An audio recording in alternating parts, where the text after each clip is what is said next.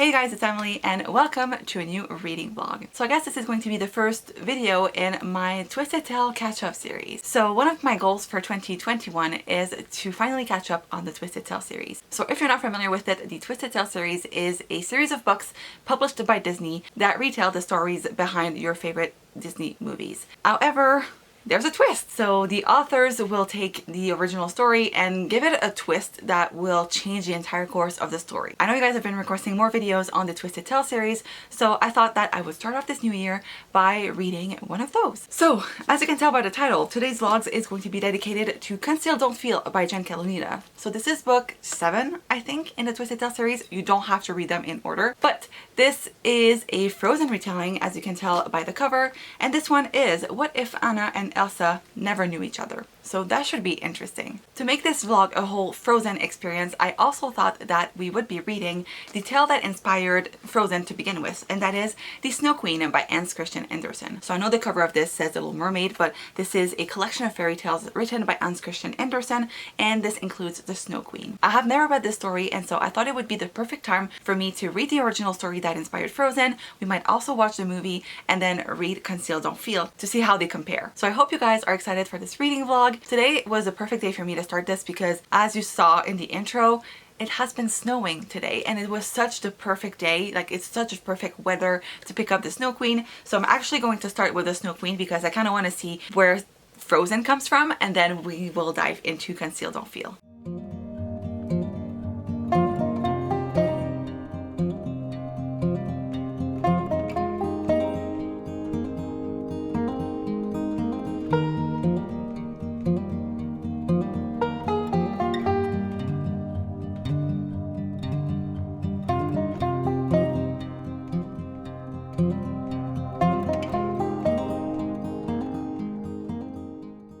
So I have finished reading The Snow Queen by Hans Christian Andersen. To be honest, I'm not really sure how to feel about this story. I thought the format was quite interesting.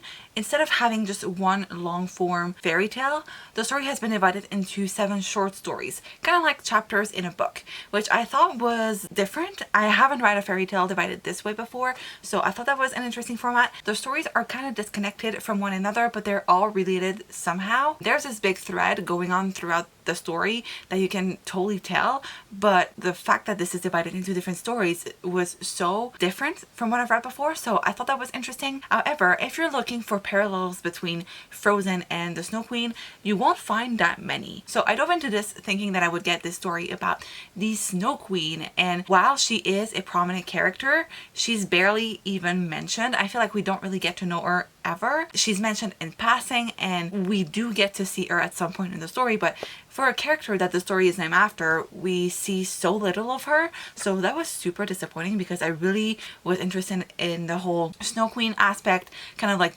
the Elsa origin story, if you will. And so that was kind of a letdown because we barely ever got to see her featured in the story. But there are quite a few parallels with Frozen, the movie. The similarities are there, but it's not like an exact retelling. Like, it's not the origin story of Frozen, if you will. I was really hoping to get more out of it, but as it turns out, they're very different. So I think hardcore fans of the movie will be disappointed by the story because it is not exactly what you're hoping to get diving into it. However, if you're looking for a fairy tale, it is a nice story and it is well written and it's enjoyable. It just was disappointing because I was really looking to get, I guess, the origin story behind Frozen, and I didn't get that exactly. I did think that it was interesting how the Snow Queen reminded me more of the White Witch, I believe, in Narnia. The way she behaved and the way she was drawn, because there are illustrations throughout, and I don't know, like the way that she was described and the way she acted. Here's the illustration that I was looking for.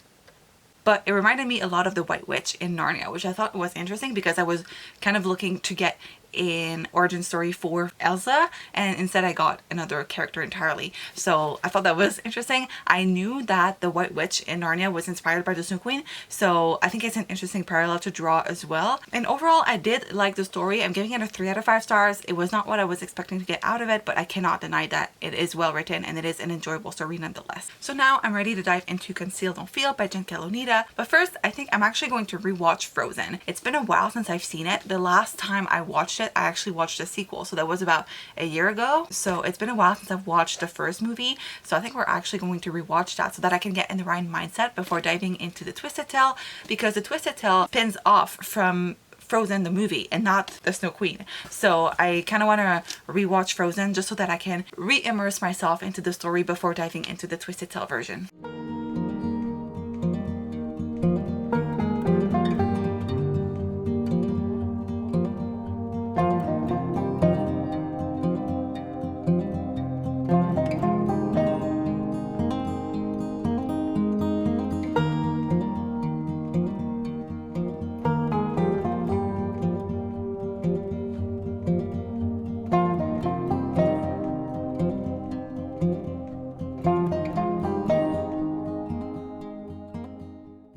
So I have started reading Conceal, Don't Feel by Jen Calonita. I'm currently on page 60, and so far I'm not sure whether or not I actually like it. I am only 60 pages in, so it's hard for me to decide whether or not I like it. I'm not that far into the book, so it's hard for me to say, oh, this is a good book or not. But so far, it's kind of similar to the movie, but it's also quite different. So I feel like Twisted Tale books, it can either go two ways. Either it's very similar to the movie, except for this one twist, or it's very different from the movie. And this one is kind of like smack dab in the middle, because the atmosphere and the characters are very similar to the movie. However, the fact that Anna and Elsa don't know each other makes it very different from the movie, obviously, because the sister bond is like the core of the film. So I'm quite curious to see how this is going to play out in this one. There are also some other differences, like the fact that Elsa doesn't know that she has powers. That kind of took me by surprise because it's such an important plot line in the movie that Elsa is just trying to control her powers and she doesn't want to hurt her sister the way that she has done so in the past. So I'm curious to see how this will play out again, because Elsa just found out that she has powers. She's 18 and she just found out after her parents' death. Her powers kind of get out of her. So I am curious to see how this will play out. And there's also the fact that Elsa was going out and about. She was meeting people, she was getting out of the castle, which in the movie, when Anna gets hurt, they completely shut down the castle. Basically, they close the gates and no one is allowed to go out and no one is allowed to get in, more or less. So on the day of Elsa's coronation in the movie, it's a big deal that the gates are open because no one has stepped foot inside of the castle in years. So that kind of took me by surprise because that's such a big difference. But so far, it's enjoyable. I am looking forward to seeing where it goes. And I'm very curious to see how Anna and Elsa are gonna meet, because so far they know nothing about one another.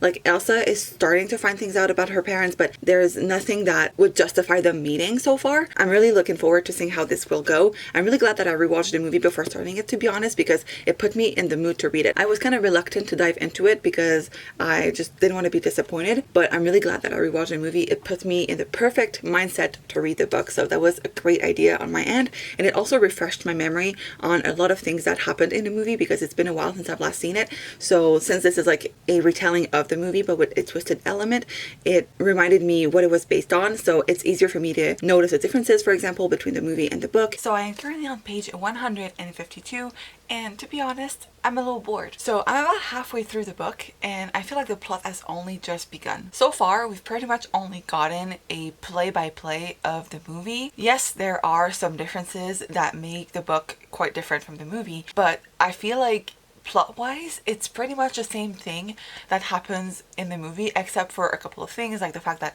Anna and Elsa are separated. So obviously we're getting chapters from Anna that are very different from what we would have gotten in the movie, because since they don't know each other, they live in different places and everything. But aside from that, it's pretty similar, which I guess could be both a good thing and a bad thing. But if I wanted to just get a replica of the movie, I would just watch the movie, you know? I wish the author would take a little bit more liberties with the plot, especially. She did a great job at building up the atmosphere and recreating the same characters from the movie, but I do think plot-wise, she could have done, I don't know, a better job at differentiating the book and the movie. But I think fans will really like this because, as I was saying, it's pretty much a play-by-play of the movie. So if you haven't watched the movie in a while, or if you're just a big fan of the movie and you're looking to get the same vibes, this book is going to be perfect for you because, as I was saying, so far it's pretty much just the same thing that we've seen in the movie, except for a few differences. I am still enjoying it. It's just that I wish it was a little bit more different so that it would really stand out on its own. Okay, so I have finished finished reading Conceal, Don't Feel,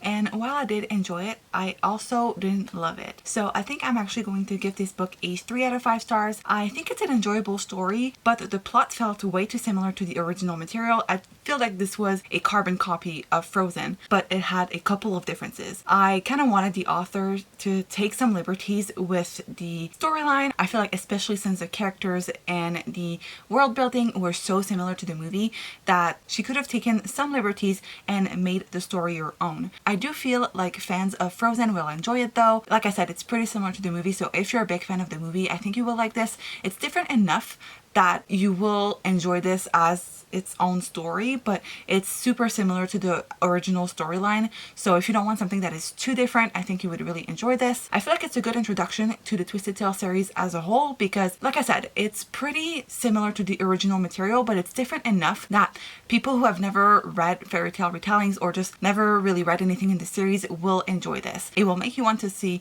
what else the authors in the series have come up with and how they have made these stories that we all grew up loving their own. I will admit though that this one is pretty different from the rest of the series in the sense that the twist happens in the middle of the story or towards the end of the story that we know and love. But in this one, the twist happens before the story even really begins. So the author kind of had to reconcile the ending of the movie and like the movie itself with the beginning that was quite different from what we know from Frozen. So I do lift my hat to her because I can see how this would be difficult even without knowing each other. How can Anna and Elsa still find their way towards each other? And I think she did a good job at it. But like I was saying, the story is just way too similar to the original movie for my own taste personally. And I kind of wanted something a little different, a little bit more fun. I don't know. I just feel like I was reading the movie, and even though I loved the movie, I just didn't want something that was exactly the same. If I wanted to watch a movie, I would have just watch the movie. I'm a little bit let down by that, but nonetheless, I think this is a good book to get started with the Twisted Tale series, and I can see how other people would like it, but personally, it was a 3 out of 5 stars. So I guess that's it for this video. I would love to know what next book in the Twisted Tale series you would like me to read and review for this series. I have a lot that I still need to read and catch up on, so let me know in the comments down below which one you would like me to read next. Also, if you read this book, I would love to hear your thoughts in the comments down below, but I guess that's it for this video. Thank you guys so much for watching. I hope you enjoyed. If you did, make sure to give this a big thumbs up. That really helps out my channel. Don't forget to subscribe if you're not already, and I guess that's it, and I will see you guys in my next one. Bye!